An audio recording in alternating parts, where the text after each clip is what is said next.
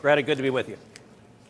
Senator, I think everyone mostly agrees that Iran can't have a nuclear weapon because that will change everything as we know it. I mean, they say death to America, death to Israel. They've never indicated any sort of sense of peace to either nation.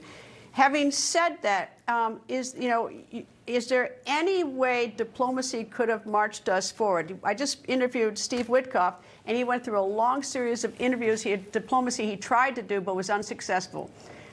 Was diplomacy exhausted? Well, before I answer that, let me start with the premise of your question that everyone agrees Iran can't have a nuclear weapon. I wish that were the case, and everyone with sense should agree to that, but virtually every Democrat in the Senate disagrees with that proposition. And indeed, Barack Obama, the worst disaster of his presidency was negotiating the Obama-Iran nuclear deal, which put Iran on an unavoidable path to acquiring nuclear weapons. President Trump in his first term pulled out of that deal that was incredibly consequential. And then Joe Biden, when he was president, Joe Biden and the Democrats flowed over $100 billion into Iran, funding Iran. And so President Trump came in. Look, the Democrats, Elizabeth Warren, who you just played, she doesn't think Iran should not get a nuclear weapon. She was perfectly happy with them getting $100 billion and using that to fund terrorism. What? The reason President Trump launched this attack.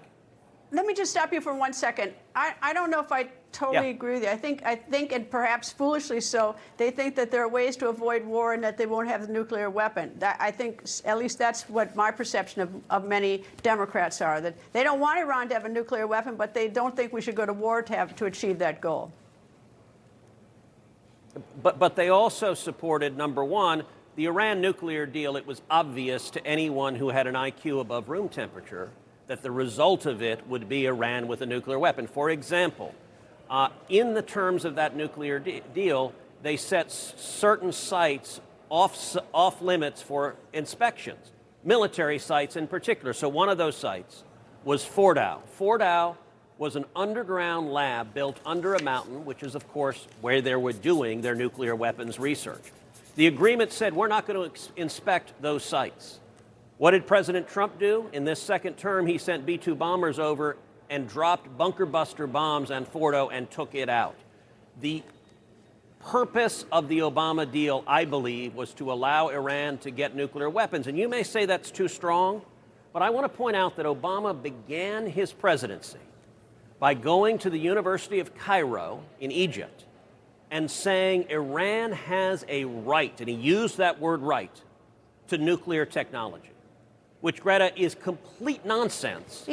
But if the Democrats are funding an Ayatollah who chants death to America, and they're unwilling to do anything to stop him from killing Americans, and understand, the Iranian regime has murdered nearly 1,000 Americans in the 47 years the Islamists have been in control, then the Democrats are responsible for what the $100 billion they sent to Iran is used to fund.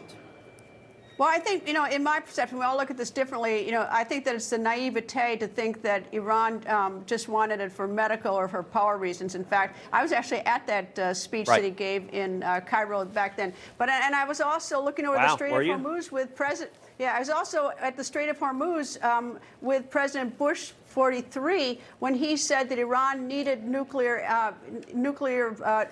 enriched uranium for nuclear power. He just didn't want to go to the bomb. So I think some people have been naive as to what Iran's intentions were, but I don't think I still believe nobody in his right mind could want Iran to have a nuclear weapon. Well, with your qualifier in his right mind, I would agree with you.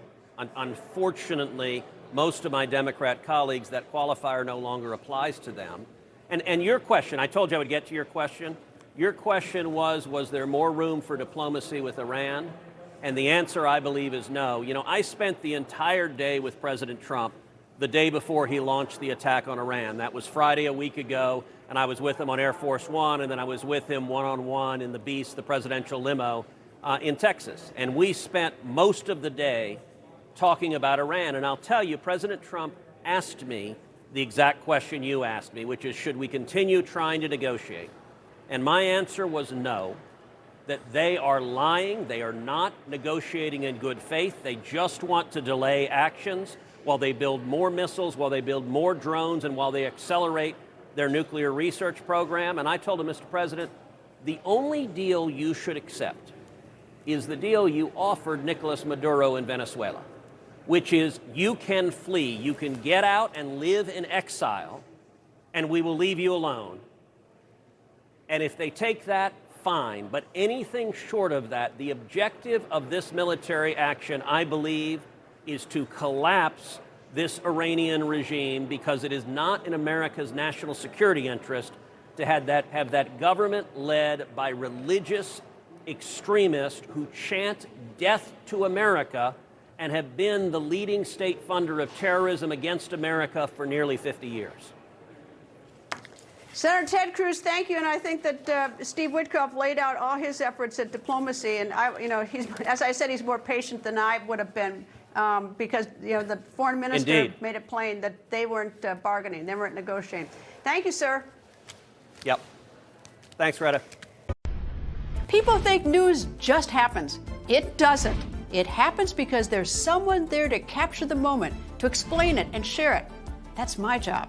I go where news breaks and give you the facts. Join me for The Record on Newsmax.